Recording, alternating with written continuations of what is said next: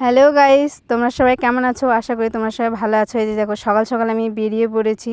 আজ রাত 11টা নাগাদ আমাদের এখানে ঝড় বৃষ্টি হয়েছে। যে এটা আমাদের গ্রামের মন্দির। তো দেখো, মন্দিরের সব টিন টান উড়ে গিয়েছে, ভেঙে গিয়েছে। এই যে এদের বাড়ি টিন দিয়ে ঘেরা ছিল, সেটাও ভেঙে গিয়েছে।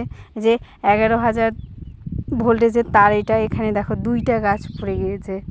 জানি না যে গাছগুলোকে কবে সরাবে, আর কবে কারেন্ট ঠিক করবে, আর কবেই কারেন্ট আসবে। কারণ আমাদের এখানে কোনো ঠিক ঠিকানা নাই কবে আসবে। হয়তো এখনও 2-3 দিনের ব্যাপার, জানি না 2-3 দিন কারেন্ট ছাড়া যে কেমন করে থাকবো। আর ভালো লাগে না অন্ধকারে কারেন্ট ছাড়া।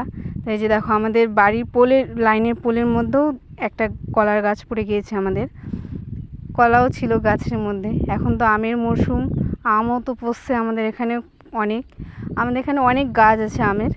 তো এই যে দেখো, সকাল সকাল অনেক আম কুড়িয়েছে আমার মা আর বাবা। আর সকালে আবার মেঘ করছে।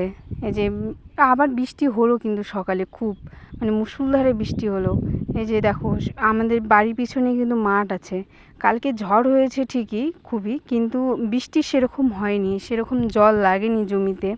যে এই জমিগুলোতে যদি খুব জল লাগে, তখন অনেক মাছ পাওয়া যায়। বাড়িতে মাছ চলে আসে, কই মাছ বাড়ি থেকেই।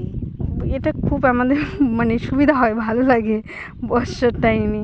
আমার বৃষ্টিটা ভালো লাগে, কিন্তু ঝড়টা ভালো লাগে না। এই ঝড় বৃষ্টিতে তোমার সবাই কিন্তু ভালো থেকো সব।